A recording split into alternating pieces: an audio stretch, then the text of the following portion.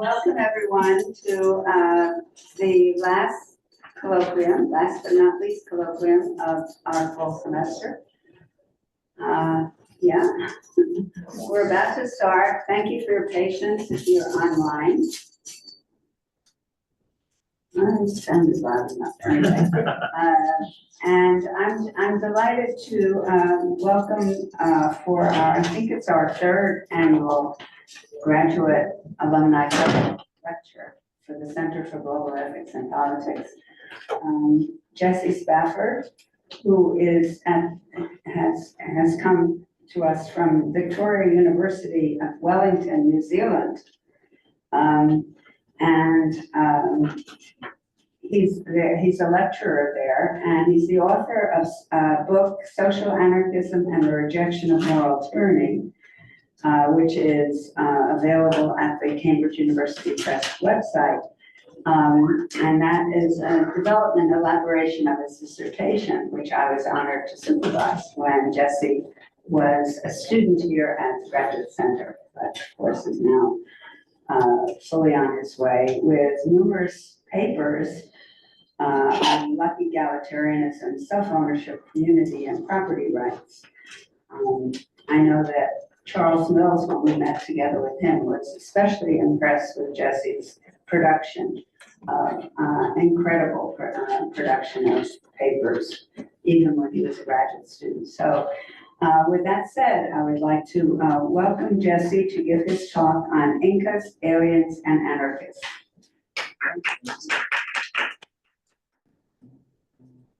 Okay, there we go. Great. Okay, great. So to introduce the problem, it will be helpful to start with a very general conception of egalitarianism and this theory of distributed justice, specifically a position that I call strict egalitarianism. The simplest form of egalitarianism. I don't think anybody really actually defends this version for reasons we'll talk about, but in its simplest form, an egalitarian is going to say something like the following: a distributive justice obtains if and only if advantage is equally distributed. Where advantage is just a shorthand for whatever it is that matters morally when we're talking about distributive justice. You might think of it as just how well your life goes, all things considered, but it's a placeholder. You can fill in that detail however you want. If you're a strict egalitarian, however, you face a particular sort of problem that's been something of an embarrassment for egalitarians. And this problem is what's been called the leveling down objection. And the leveling down objection worries that if you're a strict egalitarian, it seems like you're committed to saying that sometimes justice requires making some people worse off and nobody better off. And that's taken to be something of an intolerable result. So for example, suppose P has 20 units of advantage, Q has 10 units, and P can destroy her own advantage but can't transfer any to Q. Strict egalitarianism implies that P must level down to 10 units. And yeah, many people take that to be an implausible result. And it gets worse. So people have presented a few cases that dramatize this result and that seem even more absurd. So for example, Derek Parfit presents the case of the Incas. And he notes that theoretically, at least, many Incas lived lives that were significantly worse than us today. If we think that the Incas are within the scope of moral consideration, which many people do, they don't discriminate across time, then it seems like an injustice obtains, right? We're living much better lives than the Incas. So if justice requires equality, it seems like we actually need to lower ourselves down and make ourselves as miserable as the Incas in order to realize justice. Similarly, suppose that there are aliens out in the universe we can't interact with causally, but who are just totally miserable, that are living out meager lives on a distant planet. Again, it seems like strict egalitarianism implies that we need to make ourselves just as miserable as these aliens in order to realize egalitarian justice. And again, both of these seem sort of like unacceptable conclusions, even more so I think than the abstract case, right? So really the case that we have to make ourselves like the Incas. So this is taken to be a reductio of strict egalitarianism. So that's the leveling down objection. There have been a variety of ways that people have tried to solve this objection. So I'll run through a couple that I don't think that are successful. So one strategy that you might adopt is you might be a non-strict egalitarian, which in fact most contemporary egalitarians are. And non-strict egalitarianism is the position that there might be exceptions that justify inequality in certain special cases. So we don't always need to realize equality. Sometimes it might, there might be some special justifying condition that makes it just. So for example, Rawls gives an example, gives a version of non-strict egalitarianism, right? He gives the difference principle. He says that inequality is just if and only if it's to the benefit of the worst off. Similarly, if you're a luck egalitarian, you will say something like inequality is just if and only if it correlates with some sort of negligent or culpable choice on the part of the worst off party. There's different ways of filling that out exactly. But the thought is, yeah, if, for example, if you brought about an inequality and you're on the wrong side of it, well, that inequality is just.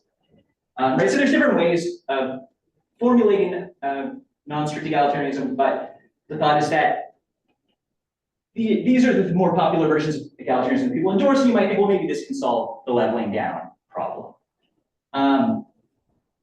But I don't think it does, because if you just look at the actual examples I've given, they're still going to imply that leveling down is apt in certain cases, particularly including the Incas and aliens case, right? So suppose that you endorse the difference principle, and you think that inequality is justified only if it's to the benefit of the worst off. Well, the inequality between us and the Incas doesn't benefit the Incas in any way.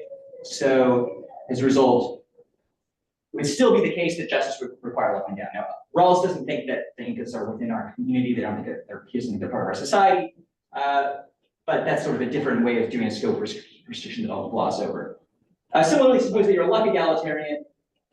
You might think, well, okay, inequality is just if it's, say, the fault of the worse off, but it wasn't the Incas' fault that they were worse off than us. Similarly, it's not the miserable aliens' fault that they're worse off than us.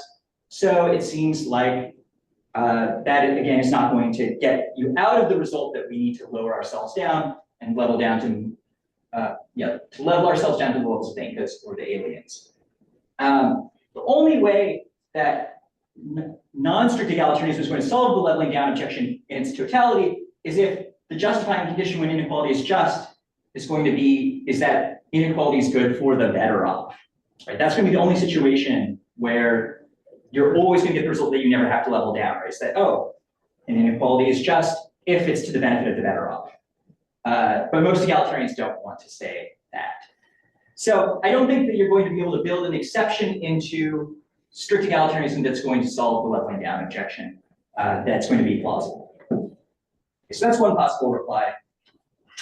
Alternatively, the more popular approach that people have adopted is the pluralist approach. And according to pluralism, they want to say, okay, yes, maybe it's the case that an egalitarian theory of justice requires leveling down, but there's a variety of things that matter morally other than just justice.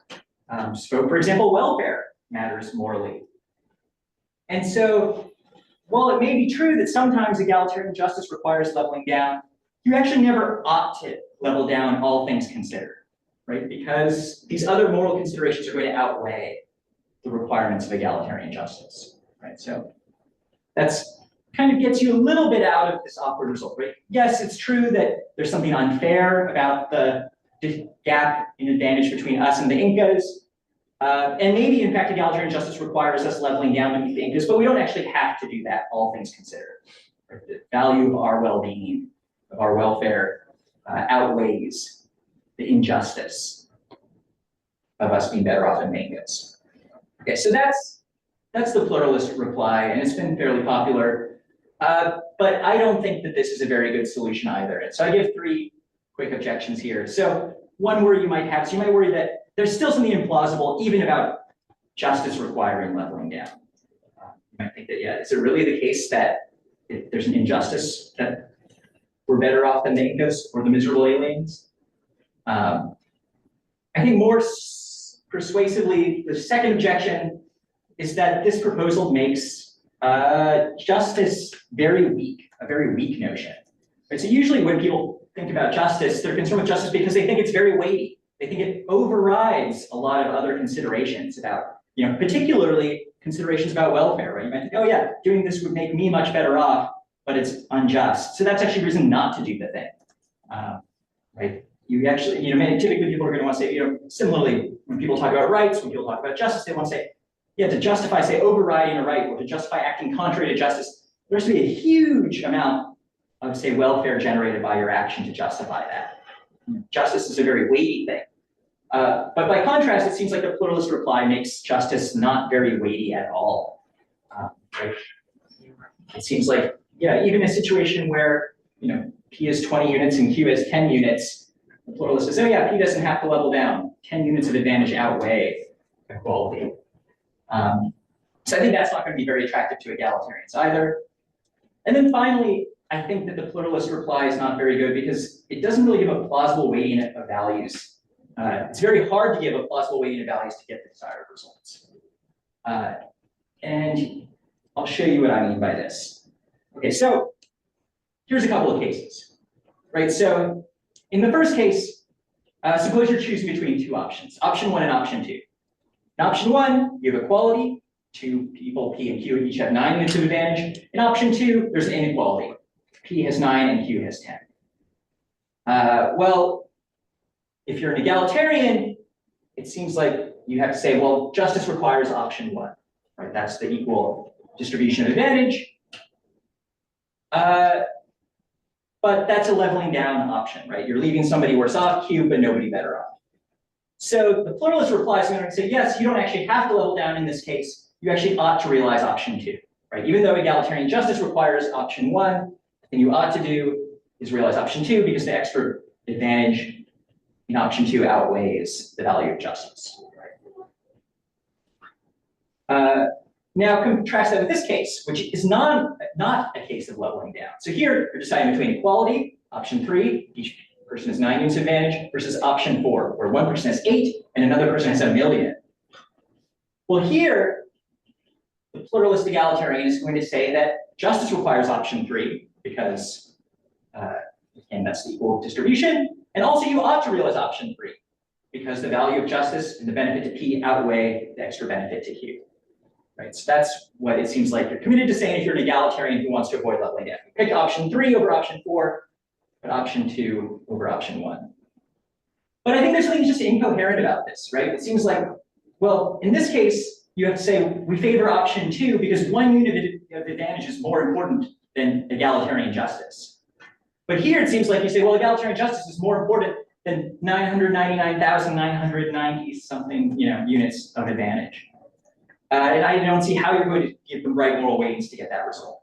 So this has been similarly noted by Joe Wolf, who puts it this way. He says, in one range of cases, justice trumps efficiency, when the efficiency gains are partly at the expense of the worse off, right? So that's going to be options 3 and 4 on the previous slide. Right? In another range of cases, efficiency trumps justice, when the efficiency gains are not at the expense of worse off. What plausible argument can justify this combination? What good reason can be given for allowing the trumping to switch on a hair trigger in this way? And I kind of sympathize with this reply, or this objection. So I don't think the pluralist solution is a very good way of trying to save egalitarianism from the leveling down objection. So what I want to try to do in this paper is I want to try to give a different reply that I think is a little bit better, drawing upon some resources that I present in my book. Here, a little bit of promotion. And I want to argue that you can use the general right schema that I present in my book. You don't have to sort of take all of the baggage of my book, but the sort of general way that my book frames distributive justice, you can use that to solve the leveling down problem in a superior way. So that's going to be the remainder of my argument. Before getting to that, though, I actually do think that the leveling down objection has been slightly overstated. So one thing I try to do in the paper is I try to argue that actually there's a distinction that has to be drawn between two types of leveling down, only one of which is truly problematic. So I'll present the distinction here. So I want to draw a distinction between what I call proximate leveling down and remote leveling down. Okay, so let's start with proximate leveling down. So here, proximate leveling down occurs when you have an inequality. One person levels down to match the other's level of advantage, eliminating the inequality. And that leveling down can be entirely achieved by the original person foregoing the use of some shared resource, which is a resource that the other person could use in some way. So I have a case to illustrate this. Castaways, you have two people on an island, P and Q. They're sharing the resources on the island. There's just a little bit of vegetation that they scrounge for, living pretty meager existences. One day, a boat washes up on shore, and P sees this and says, oh, wow, this is great news. We can use this boat to fish a little bit, and we'll double our quality of life. Right? So now we'll have fish and vegetables to eat. So this is such good news. And Q says, okay, that's a good idea, but I have a better idea. And then he hops in the boat and sails off to civilization. So now, when Q does this, he's actually leaving P better off in a way, because now P has all the vegetables to themselves, right? So in some sense, P's quality of life doubles. Either way, P's quality of life doubles. So Q isn't leaving P any worse off by sailing off to the island, but he is creating an inequality between them. So had he chosen not to do that, right? Had he chosen to stay on the island, that would be a case of proximate leveling down, right? If he hadn't taken the boat, they'd shared the boat, they continued to fish together. I guess I've switched P and Q. Sorry, we're switching back. P is now the leveling down party. So had P stayed on the island instead of sailing off to civilization, right? He would have lowered his own level advantage. He would have leveled down, and specifically, he would have leveled down by foregoing the use of a shared resource, the boat, right? Both of them could have used the boat, and P lowers his advantage by not using it. Okay, so that's proximate leveling down. Now, what I want to say about proximate leveling down is that I actually don't think that it's implausible if a theory of justice requires proximate leveling down in cases like this. Because it seems to me that if P takes the boat and sails off to civilization, right? If P declines to level down, it seems like P has done something wrong, I want to say. I think intuitively, we might think that P seems like a bit of a jerk for taking the boat, sailing off and living this nice life back in civilization while Q stays on the island. I think that there are lots of other indications that P has actually wronged Q in this case, right? So for example, we might think that P would feel guilty about what he's done, and it seems like that feeling would be apt. It seems like Q might resent P for this, which again, seems apt, where feelings of resentment and guilt are apt. That's generally an indication that an injustice has occurred. It seems like if given the opportunity, P might apologize to Q or try to justify his actions. Might try to say, well, you would have done the same thing, which again are all indications that he's actually done something wrong by taking the vote. So as a result, right, if P does something wrong by taking the vote, then it seems like, yeah, it's actually plausible that justice might require leveling down. Not leveling down in this case might indeed be an injustice, and it's not an embarrassment for an egalitarian theory if it delivers that result. And so I actually want to say, yeah, if an egalitarian theory requires proximate leveling down, that's fine. That's not a problem for the theory necessarily. By contrast, there's what I call remote leveling down. And this is a case where P levels down to match Q's level of advantage, but to do so, they have to forego the use of some non-shared resource to do this, right? So here's my case of remote castaways, where P and Q are now on different islands, right? They can't interact. Again, a lifeboat washes up on the shore, this time only P's island. And suppose that P isn't able to go pick up Q, it's not possible. And now P faces a choice, right? P can either take the boat and sail off civilization or stay on the island. Well, here, if P stays on the island, they're remotely leveling down. Right? They lower their own share of advantage relative to the counterfactual, where they take the boat off to civilization. And in order to, when they level down, they do that by foregoing the use of some non-shared resource, the boat. Right? The boat isn't shared in this case, Q can't use it. And in this case, I think the intuitions are a bit different, right? So suppose that P takes the boat and goes to civilization, declines to level down. Well, here I think that the intuition is much less strong that P does anything wrong. I don't think P would feel guilty. Seems odd. I don't think P would resent P for taking the boat off to civilization. Yeah, so it seems like this is not necessarily an injustice. So what I'm then inclined to say is that, yeah, this kind of leveling down it might be problematic to require. It does seem maybe implausible to think that justice requires peace staying on the island in this case. And I think this generalizes, right? Because when we consider the earlier cases of the Incas and the aliens, I want to say that those are also both cases of remote leveling down.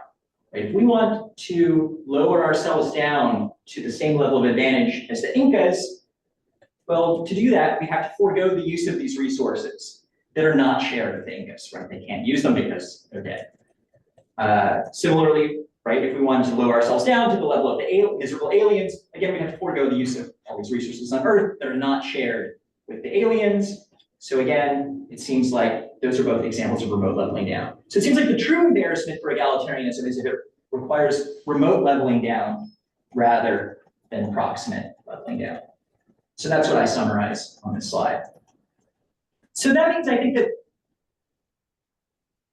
the leveling down objection should really say that no acceptable theory will imply that justice requires remote leveling down. That's the true leveling down objection. Okay, so what I want to try to do is I want to try to solve this objection. And I want to try to do that using some ideas in my book. I won't take too long, so we'll gloss over some details. But I do want to give you some just of the basic contours of the book and the view that I present there so that you can see how I can use it to solve this problem. How I can resolve the leveling down problem and show that egalitarianism does not require remote leveling down. So the schema that I propose in my book is I will start off by proposing that all people start off with luck egalitarian distributive claims over natural resources. For these purposes, they don't have to be luck egalitarian distributive claims, they just have to be some kind of distributive claim.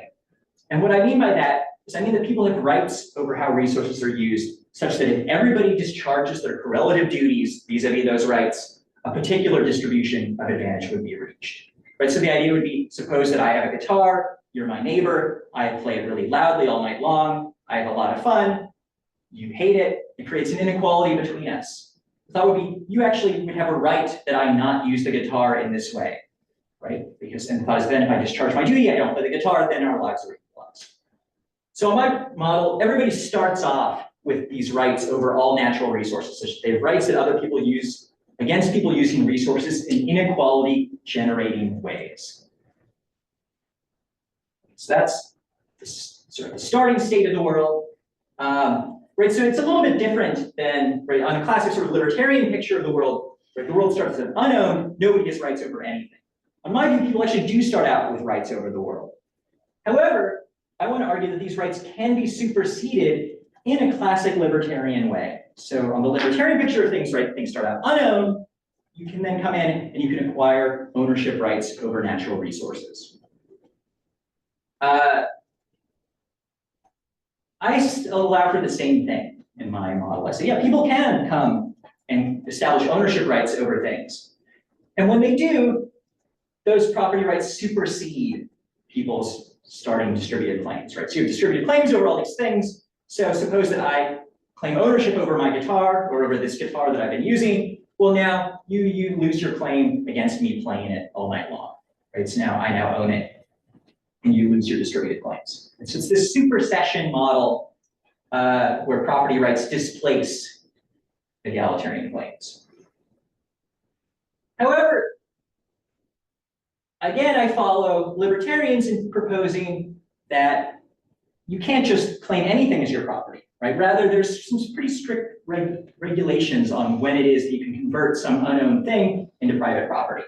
And particularly, I endorse a very stringent Lockean proviso, right? So for those of you who are maybe unfamiliar, Locke famously said that people can acquire private property, but only so long as they leave enough and is good for others.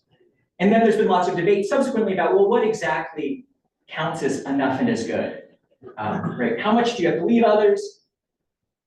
And it's been popularly interpreted as a non-worsening claim, right? So you can appropriate resources when you don't leave other people worse off in some sense.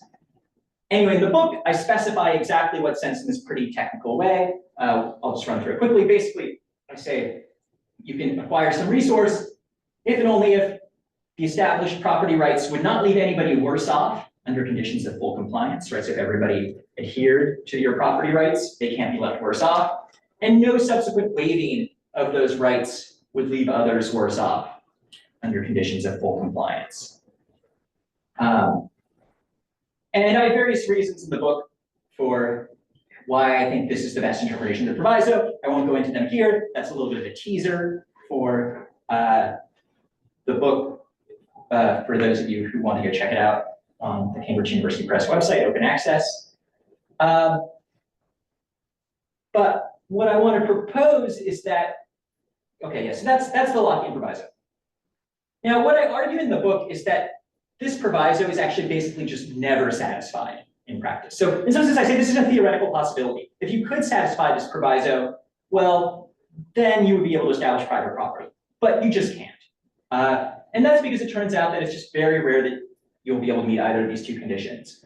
So for example, condition A is just not going to be met in a variety of situations where, basically in any situation where you acquiring ownership of something isn't going to improve it in a way that benefits others, right? So suppose there's a beautiful scenic beach, you like to sit on the beach, I come in, I say, this is my beach now you can't use it, you're left worse off, well, that violates the proviso. And I think a lot of things are going to be like that. Not everything is going to be like that. There are certain cases where somebody acquiring ownership over something actually might be to your benefit. So for example, suppose that you have a nice field. Should I figure out the slides? Can I go to the next? Let's see. I think I need to switch back here. The camera turned off. Oh, I see. Let's see if this works. Okay, great. Yeah. So there are going to be some cases where somebody establishing ownership rights or something will be to your benefit. Right, so suppose that, there's an unowned field that you like to sit in and have picnics in, and I appropriate it to turn it into a farm.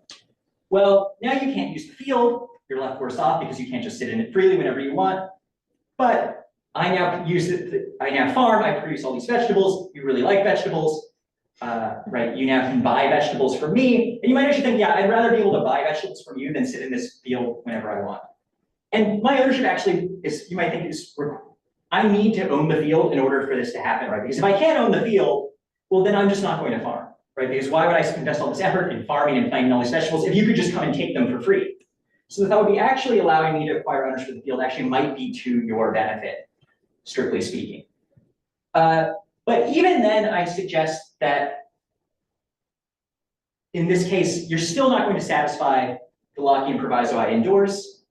And that's because of condition B, which is that no subsequent waiving of the established claims can leave anybody worse off under conditions of full compliance as well, right? So that would be, if I come and own this, if I acquire ownership over this field, now it's mine, I say, well, now you can't use it, I'm going to farm, but I'm also then going to waive my claim and, if people want to run a marathon across the field, I'm going to let them do that. Well, now you're left worse off because you can't use the field yourself. But you're not going to be benefited because I don't actually end up using it for farming, right? I let other people use the field, I let them say come and take the vegetables or destroy the vegetables. However, right, there's a variety of different ways that I might waive my claims over this field that are going to leave you worse off, at least hypothetically.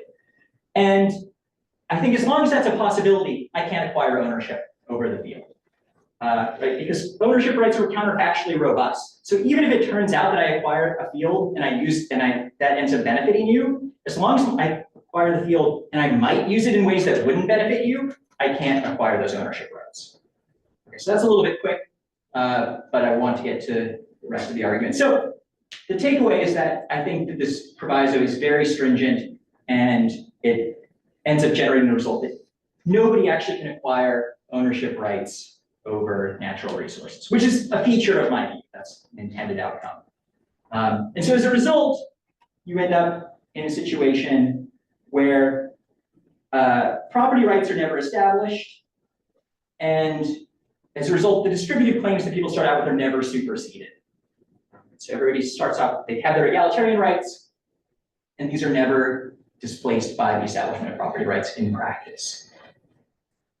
Okay, that's my view in 5 minutes, maybe a little bit more. Now, how does this solve the leveling down problem? Well, as stated, it doesn't, because on my view, egalitarian justice is still going to require leveling down. And this is because you might think that, so let's consider the aliens case, right? The aliens case is, on my view, what I committed to saying, at least according to, as I present my view in the book, is that the aliens have a claim, have a set of distributive claims over all natural resources across the universe in theory, right? I don't see any reason for delineating the scope of the claims they have. So that includes them having claims against us in terms of how we use the Earth, right? So the aliens would have a claim against us using the Earth's resources in ways that generate inequalities. They would have distributive rights that we level down, that we not create luck-based inequalities, and as a result, they're gonna have a right that we level down. They're gonna have a right that we remotely level down, right? They have a right against us using non-shared resources in egalitarian ways. So it seems like my view in the book still says that justice requires leveling down. So what I wanted to do in this paper is I propose an amendment to my view that I think is a slight amendment, a friendly amendment that solves the leveling down problem. And then it's one that I think that other people can help themselves to, as long as they adopt the general approach that I do in the book. Okay, so here's the proposed solution. And that is that I note that in the book, and I think in general, when it comes to discussions of private property, people assume that property rights are rights in rem, which is to say that they're rights that are established against all persons at once, including new persons who come on the scene. So for example, if you have a right against being killed, the thought is that's a right in rem. You hold that right against all persons, and including sort of new people, you know, babies born, grows up, you have a right against them killing you as well. By contrast, there are rights in persona. And these are rights that you hold against select individuals and not against sort of all persons, including all future persons. Right? So if you promise somebody that you'll do something for them, they now have a right that you'll do that, and that's a right in persona. Only they have that right in virtue of your promise. Right? So it's usually assumed that property rights are rights in rem. The thought is you claim something as your own, you establish ownership over it, well, now you have a right against all persons everywhere using that thing. But I suggest in this paper that property established rights don't have to be that way. They could theoretically decompose such that you could establish property rights against just some people rather than others when you try to establish private property. And so what I propose is that, well, why not think about property in that way? Because if we do, you get some friendly results for the egalitarian. Specifically, right, you might think, okay, I can establish property against just, select individuals. Well, in that case, when we consider the Lockean proviso, I think it can be relativized, right? So the thought would be, if I'm establishing property rights against just you, for example, I'm trying to establish property rights against just you. Well, now the question becomes, when asking if that appropriation satisfies the Lockean proviso, we have to ask, would me establishing that property, that unknown resource, relative just to you, would the claims that I establish against you leave anybody worse off under conditions of full compliance? Right, so I argue that the Lockean proviso should be relativized. Right, we have to ask, what would be the effects of people complying with me establishing rights against just select individuals rather than everyone? Would anybody be left worse off by selectively establishing these rights? And if we do that, then I want to suggest that we can actually solve the leveling down problem, because you get the result that actually, when it comes to cases of remote leveling down, you can establish property rights against those people who would otherwise have rights against you that you level down remotely. And as a result, you shed any requirement of justice that you have to level down. So here's an example, right? So consider the aliens case, right? The aliens, on my model, they start off with egalitarian claims, such that they have claims against us such that we have to use, they have they have a right. They have claims against us over over the Earth's resources. They have a claim that we not use the Earth's resources in a way that generates inequalities, right? So because they're miserable, that means they have a right that we not use any of this stuff around us in a way that makes us not miserable. But now, on my proposed model, I want to say, well, what we can do is we can say, let's try to establish property rights vis-a-vis these aliens, right? Let's try to acquire these resources just against them, establish ownership rights against them. Well, can we do that? The question is, well, that requires us asking if our appropriation satisfies the relativized proviso. Would anybody be left worse off by us appropriating these unowned resources, by us appropriating these resources with respect to them? And here I think the answer is no, right? And the reason is simple. The reason that nobody would be left worse off if you establish property rights against them is that they can't use these things to begin with, right? So you say, okay, I claim the Earth as my own with respect to these aliens. Are they left worse off? No, right? They can't use the Earth anyway. Is anybody left worse off? No. So as a result, right, I want to say we're actually able to establish property rights against these aliens, and the same thing against the Incas. And in any case where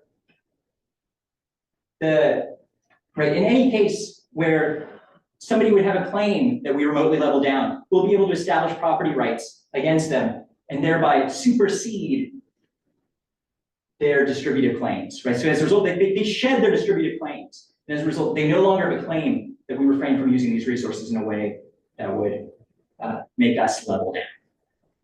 So sorry, a little quick at the end. I think I'm over time, well, right at sort of time. So I'll stop there. That's a little quick, but yeah, maybe in the Q&A, if people have questions, I can clarify this last little bit. Okay, thanks.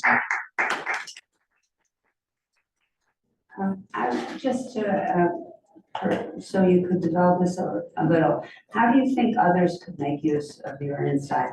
Others who don't necessarily want to go along with the unlimited, with the property rights? Yeah, so right, this is a good question. So there's a question of how much theoretical baggage do you have to take on to make this work? Right, because I see how you're answering an issue for your own perspective. How would others perhaps benefit from it? So the main things that you would have to take on in this use, you'd have to take on, for starters, a rights-based approach to distributive justice. Or at the very least, you have to make distributive justice in some way subordinate to property rights. So you kind of do have to be something of a libertarian.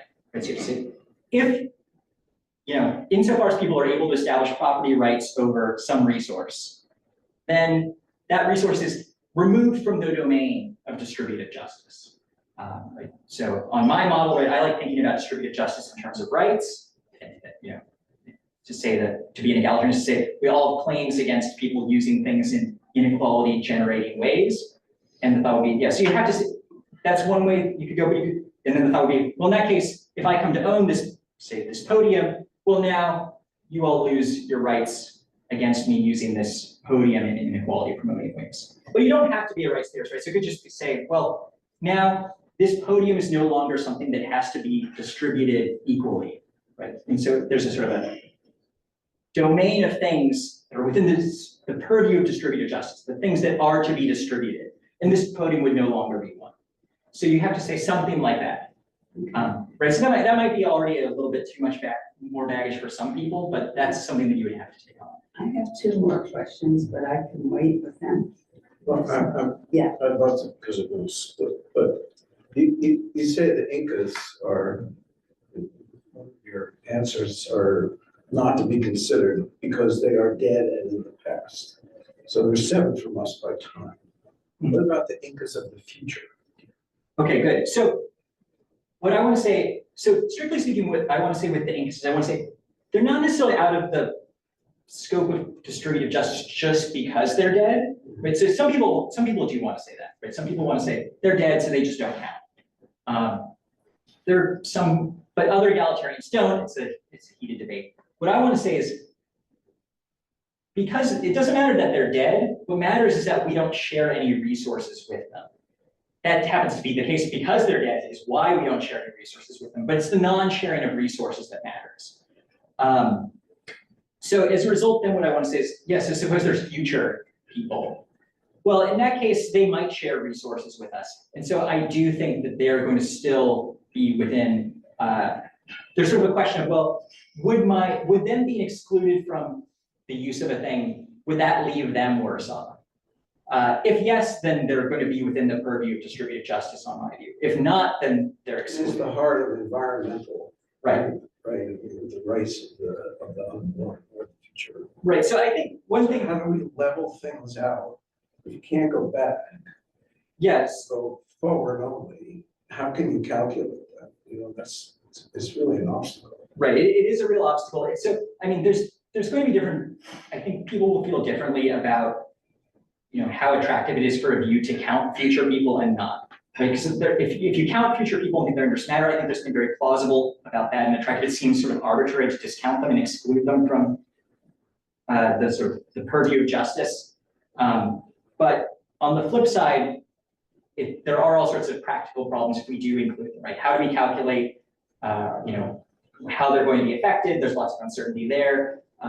If it turns out that, say, climate change is going to leave future people very miserable, and including them in the scope of justice might sort of create leveling down problems as well. There's a Jim Jarmusch movie called The Dead Don't Die. And it's basically an allegory about all of the heat and all of the environmental damage that has been accumulated by the human race over all of the centuries it's been existing. So it exists today as a detritus of their activities in the past. And the idea that, well, if we have egalitarianism today, is that sufficient? Because we have a residue that remains. So does it solve the problem if everything is equal today and don't think about the future? Yeah, right. So on my view, I think that mostly future people are going to share resources with us by and large.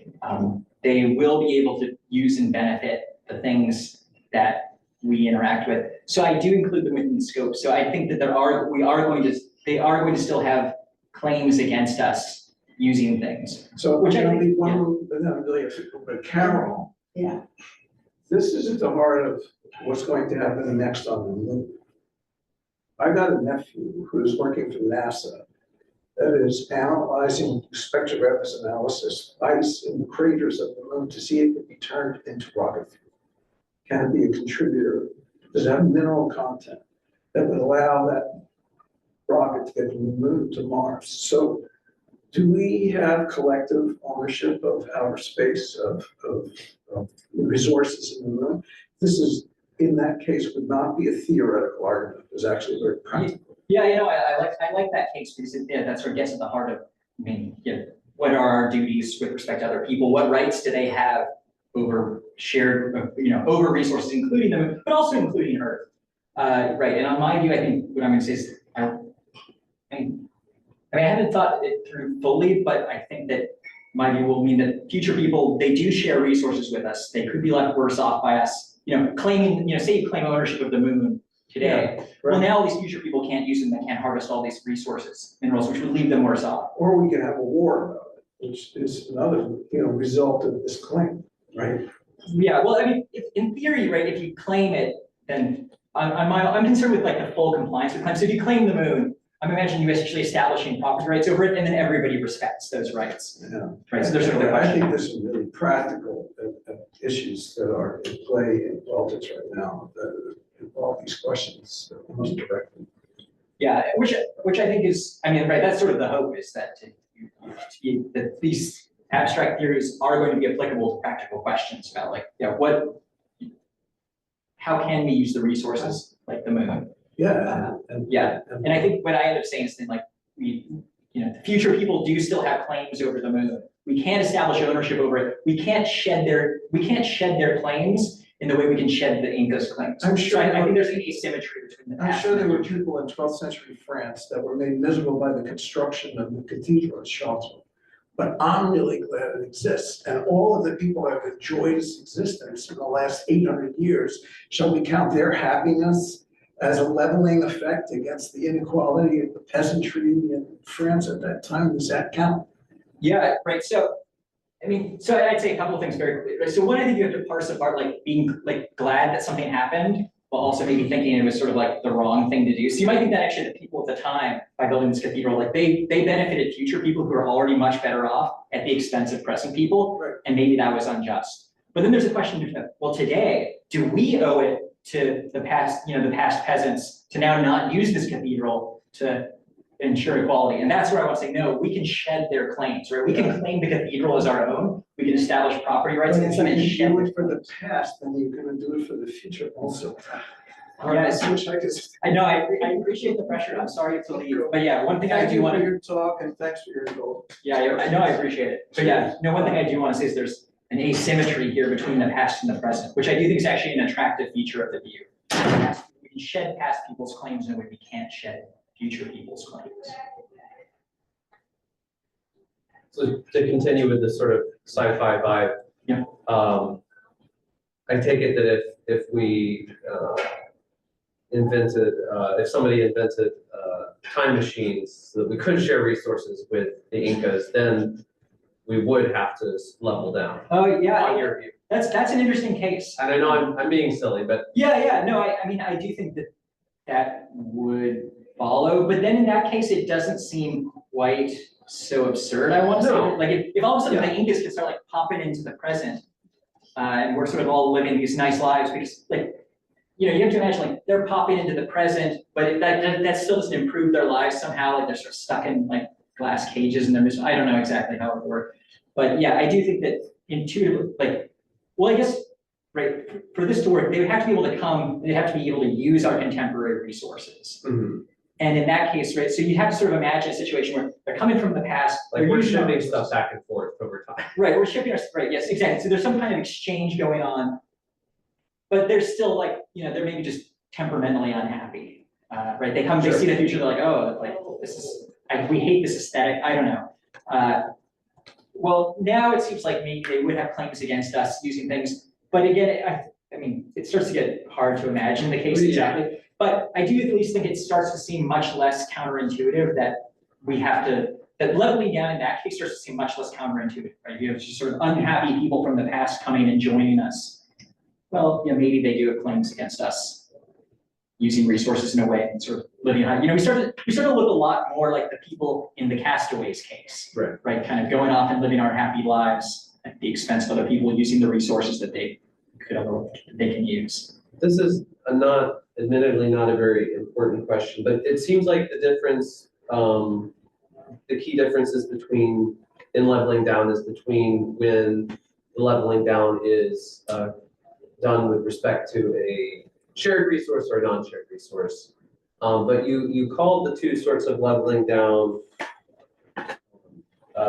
proximate and remote, Yeah. which are distance related. I mean, I understand the connection, like normally things that are nearby are shared and things that are far away aren't. Is there any deeper reason for that? No. So that's a fair point. So if you have a better branding for that, I would welcome it, because you're right. The thing that matters is sharing resources, and it's not actually distance. Right? Distance it's just right. It's a little orthogonal, but like just in general, if you're very remote, you don't share resources. Okay.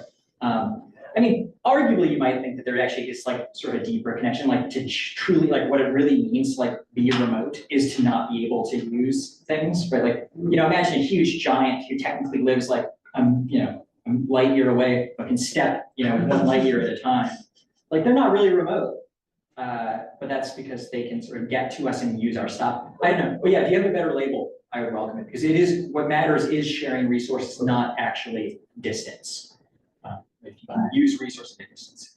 Well, I have a separate question about property, rights, but just on this, I'm sort of sympathetic to whoever might have been saying that it should be limited to currently existing people and then find the justification for the future ones. What is the difference between your view and the idea? How would you articulate your view in contrast to those people who would deny, the Incas or aliens because they don't currently exist? Yeah, so it's sort of the people who, like, they want to place a scope restriction. Yes, Right, on sort of who counts. co-participants in the current world. Yeah. Idea.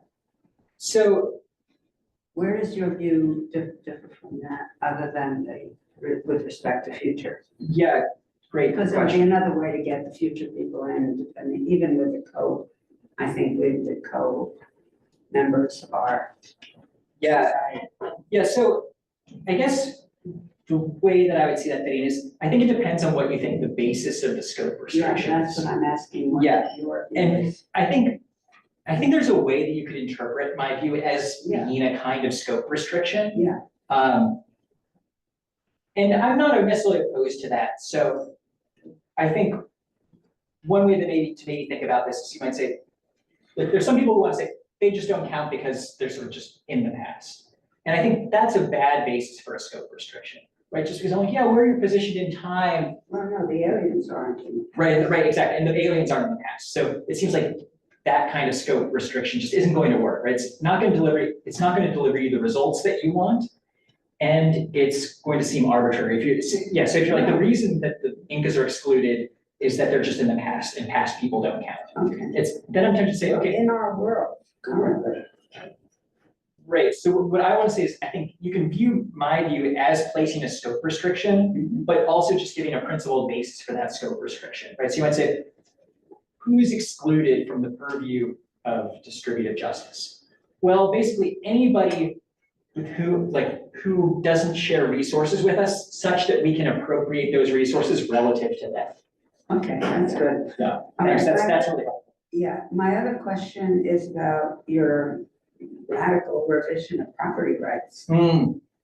What kind of intrinsic justification would you give for that?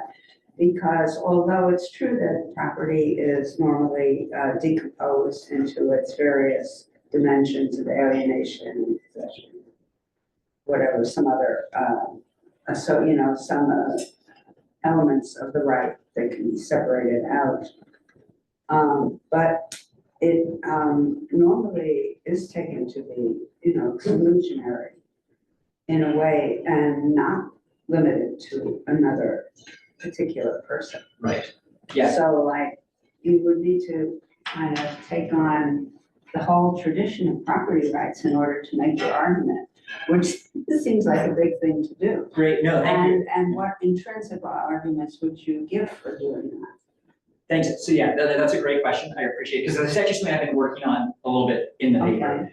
And my current way of thinking about this, so I'll be curious what you think, is that I'm tempted to say that, yeah, because as I presented it here, you might think, maybe another way of framing your point is you might think, it seems a little ad hoc, right? That I'm just kind of arbitrarily changing the way private property is thought, right? Changing it from rights of right to rights in persona. Well, maybe that's good, with good reason, because current exclusionary property rights are not particularly appealing for other reasons, but to have it directed only at a particular person. Yes, so here's weird. So here's maybe a way, this is the way that I've been thinking about trying to make it seem a little bit less ad hoc, is I'm tempted to say, well, here's how we can think about what's happening, right? So suppose that I establish, just on the classic view, I establish rights over this podium, property rights. Mm-hmm.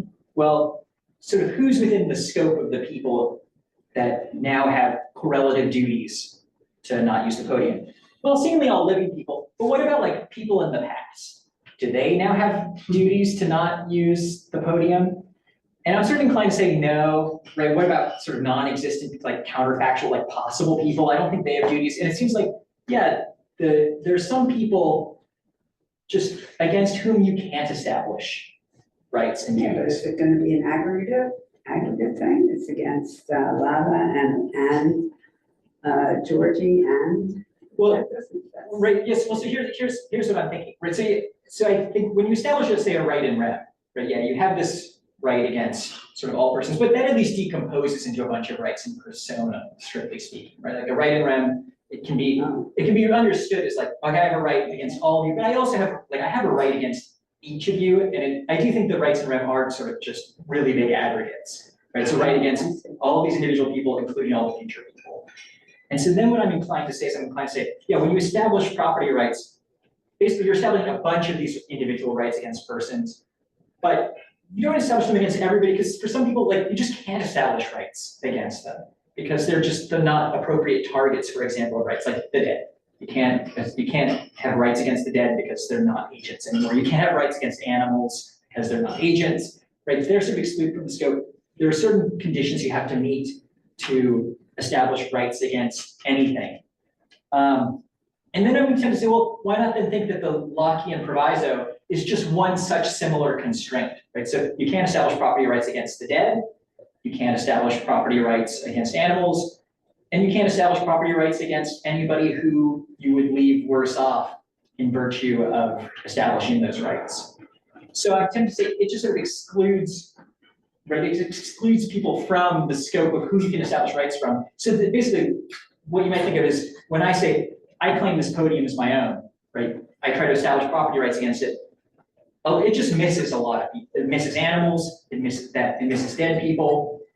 And it actually misses all of you because it would violate the Lockean proviso if I establish rights against you using this.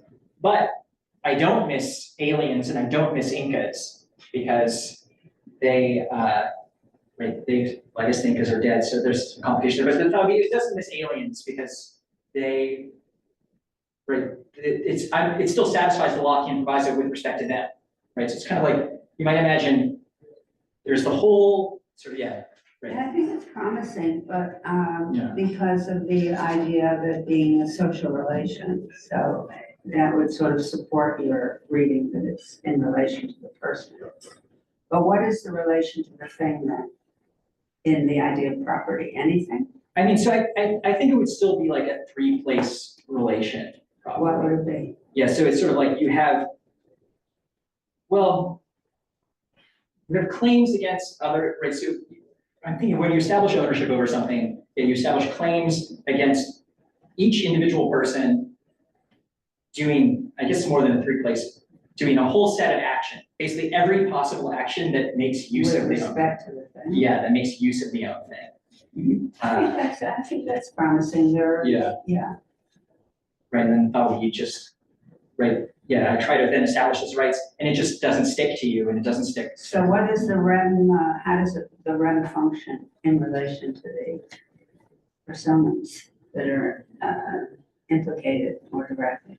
Yes, I guess the thought would be kind of like, when you try to establish ownership, it kind of starts off as a rent, like it's sort of like a big wave kind of going out, right? And you're trying to establish rights against all of these people at once, and then it just bounces off a bunch of things out in the world. It bounces off of chairs, it bounces off of animals, it bounces off of anybody who would be left worse off by the establishment of these rights. And then it only sort of sticks to a few individuals like aliens, like Incas, and that would be kind of the model. So yeah, so that I think makes it seem a little bit. It'd be interesting to see you related to the tradition. Yeah, The theory of property. no, I appreciate that comment. So yeah, maybe I'll try to work that in. But I appreciate the bigger picture, because yeah, I do want to make it seem like I'm not doing something totally ad hoc here when I'm like, oh, let's think of property rights totally differently as rights in persona rather than rights in rem. I'm like, well, actually, maybe this way of thinking about property actually isn't very different at all from how we normally think about. You know, you don't establish property rights against everything, just some things already. And why not think that that scope is limited? Thank you. Yeah, do you have Cole? It's pretty striking for me that you think the only embarrassing result for distributor egalitarianism would be that it requires remote leveling down. And I guess the question is, do you really think that that's the case? Because my intuitions about the Castaway case, it's kind of hard to wrap my mind around the fact that distributive justice is relevant there. But for me, the morally relevant factor seems to be like deception, or the fact that they just hopped in the boat and went off without any sort of discussion.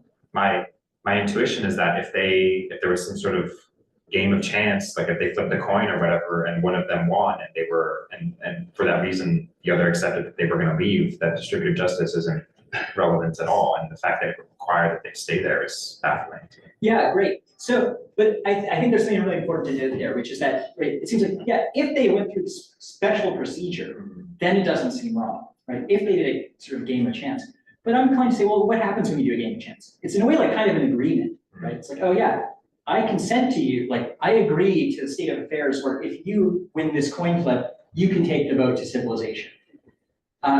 Right, so in a way, I actually almost think this is kind of Christopher Miller, because as you put it, it seems like the problem is that they just, because they're not really doing deception, right? The problem is they just make a unilateral choice, right? P is like, I'm out of here, hops in the boat, takes off to civilization.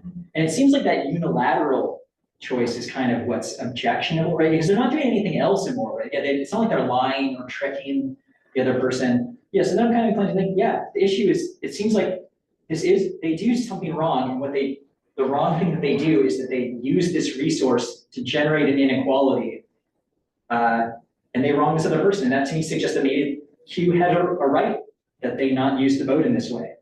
And then if they played the game of chance, that would be Q's way of waiving her right. Like, yeah, well, if you meet this condition, I give you permission to use this vote that I have a claim to. So yeah, so I do think that I like the case and I appreciate it, but I think it's crisp. But yeah, maybe I think it supports my argument. I'm trying to think about Yeah, it. you don't buy it, so No, yeah. I don't. Yeah, I'm so trying, you I'm trying to think of other proximate cases, but they're hard to think of. Yeah, keep thinking. Tell me if you've got a good counterexample. Dylan, Um, and we can come back if you think of something. I just had a couple clarifying questions about condition B of your Yeah. proviso. Because it's violated if waiving the rights makes people worse off. Is that like worse off from right before the rights are waived? So after things have been made better by acquiring the rights? Good. So this gets into a technical part of the book. Strictly speaking, you'll see I kind of glossed over this in the talk because it gets really tangled. But because the relevant questions when making any kind of judgment about worsening is, well, what's the baseline? Yeah. Right. What's the baseline for comparison? And the natural one people generally use is just the sort of the straight head counterfactual of like, so it wouldn't be diachronic, right? It wouldn't be like comparing pre and post appropriation. It would be comparing appropriation versus non-appropriation. That's sort of the standard. Okay. I actually think that's not the right way to go. I think that the baseline for comparison is going to be, the closest possible world where the non-appropriator never existed, which is a weird way of doing things, admittedly. You said appropriate. Yeah, where the appropriator did not exist. Non-appropriate. Oh, thank you. Yeah, right. So the closest possible world where the appropriator did not exist.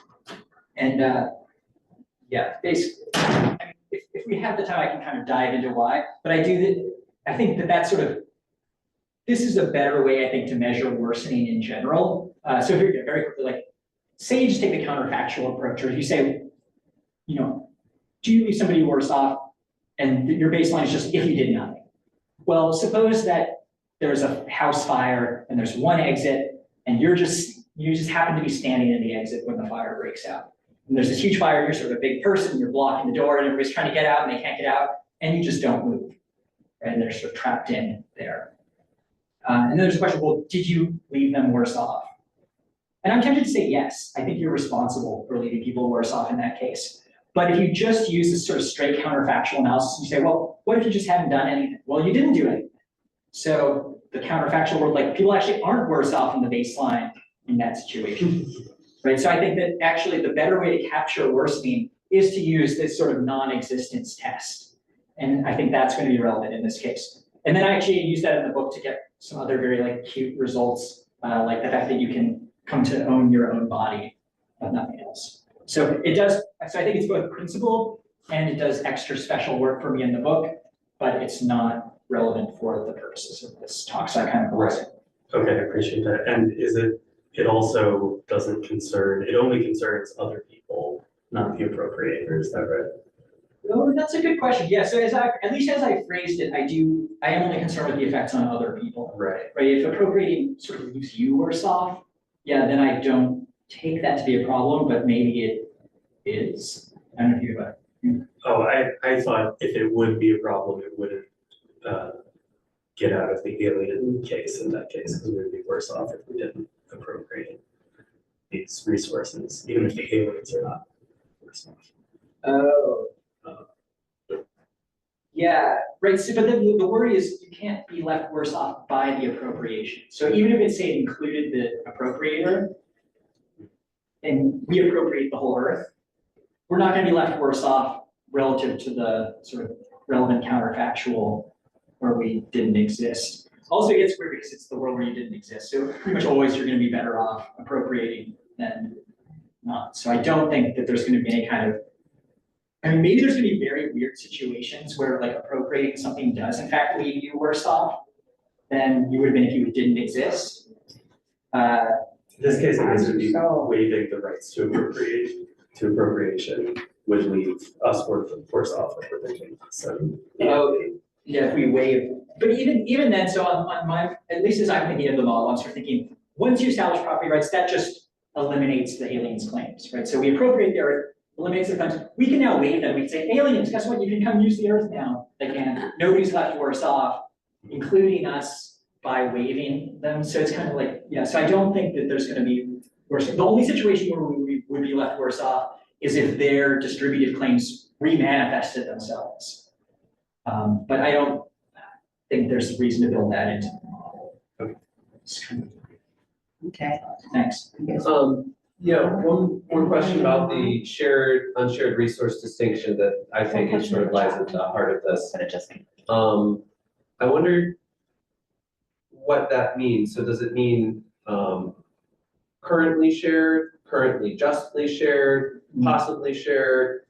And this might seem relevant because you can imagine some sort of scenario where people in one country say, well, we don't have to level down to the level of these impoverished people in another country because, we can't actually share resources with them for whatever reason.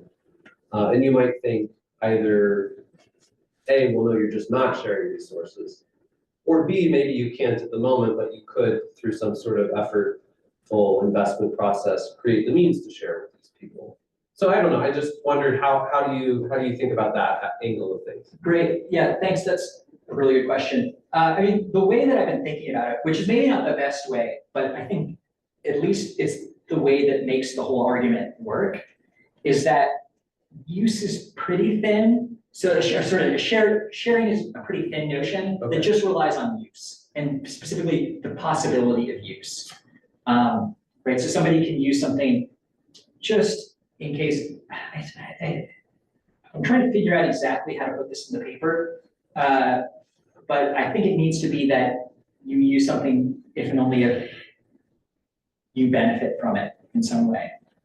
Get at least some benefit from the use of it. And when you say possible, you mean socially possible, physically possible? Physically possible. Okay. Yeah, would be the thought. And then I think as long as, if you frame it that way, then I think the whole argument works. Okay.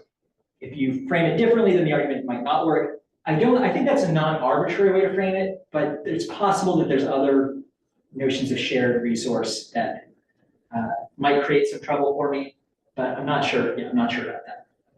But yeah, that's.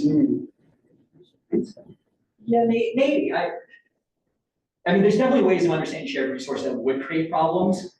The question is, are those better ways of thinking about shared resources? The real question is what notion of shared resources tracks the sort of intuitions in remote castaways versus castaways. Right, so if you could come up with some case where Knowledge as a shared resource. yeah, knowledge is interesting. And that's interesting. I don't know. Definitely a shared resource. Yeah, but it's not really a physical resource. No, it isn't. Yeah. I'm just curious. Yeah, that's it. Okay, let me think more about knowledge. Just Leveling down knowledge, that would be tough. very undesirable. So we have a question in the chat. Yeah, I'll read it out loud. It's from Matthew Menchaca. Should be the last, I think. How does this approach interact with Parfit's repugnant conclusion argument? And similarly, if we have rights of ourselves, our person, and we are pregnant, are those two persons with rights to one body, or is the fetus not a person? Or how does the theory deal with future persons? Okay, lots of questions, lots of big questions. I'll try to take them quickly or as quickly. So The repugnant conclusion, I don't know, I think that might be a little orthogonal to this argument, because so much of that sort of case is about comparing like the value, like sort of consequentialist style value across worlds, like across possible worlds. I can't quite see how my argument would interact. So let me think about that one a little bit more. The abortion case is going to be something that maybe doesn't apply directly to this argument, but it is sort of relevant to the broader argument of the book, so I can answer that one quickly. Basically, the idea is that in the book, I argue that people can establish these ownership rights over themselves because doing so wouldn't leave anybody worse off than the world where they never existed in the first place. And so basically the idea is, suppose that you're pregnant, you have a fetus, in some sense, on my model, suppose that the fetus counts as a person or like would be a person. We can grant that they would have claims, in some sense, before it's sort of at the start of the day, they have a claim over your body such that you can't use it. You would have to use it in ways that would promote equality. However, what I want to suggest is that you can then say, well, I'm going to appropriate my body, right? I'm going to try to claim ownership over my body. Now there's a question, can you do that successfully? Well, to do that, it has to satisfy the law can't proviso. And to do that, that means, well, would anybody be left worse off than in the closest possible world where the appropriator did not exist? And there, I think for fetuses, the answer is no, right? So in some sense, they are left much worse off relative than if you, like, they were left worse off relative to the world where you didn't appropriate your body, because now you have a claim against them using your body, and you can expel them. So they're left worse off relative to the world where you didn't appropriate, but are they left worse off relative to the world where you didn't exist? Well, no, because if you didn't exist, they wouldn't have your body to use in the first place. So that's kind of how in the book I give pretty strong rights over their bodies. And so that's going to get you a right to abortion. That's going to come out of that. Sorry, I'm talking to this. I'm talking to you as though you asked the question when you just read it. And there's one last little bit I've now forgotten. How does the theory deal with future persons? Oh yeah, so future persons I think are going to be included within the purview of distributive justice because they will ultimately be able to benefit from resources if we claim ownership over them. Equally with living persons? Yeah, I think they're going to have equal rights relative to living persons. So I don't discount future people. See, you're looking sad about that.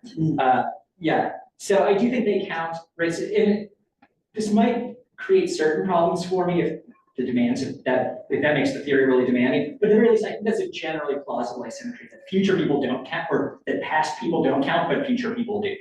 And I think I can at least give a generally principled reason for thinking that's the case. They share resources with us while past people don't. Yeah. How can they count equally and get some plausible distributions?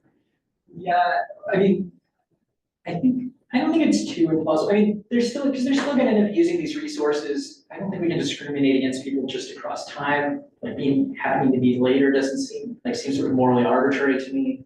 So I don't see a strong basis for excluding. The indeterminacy of the numbers doesn't matter. I mean, so that's a good question. There I'm inclined to say it's just the only people who count are actual future persons. So they actually have to come into existence. If, say, we destroy the planet now such that they never come into existence, then we don't wrong anybody.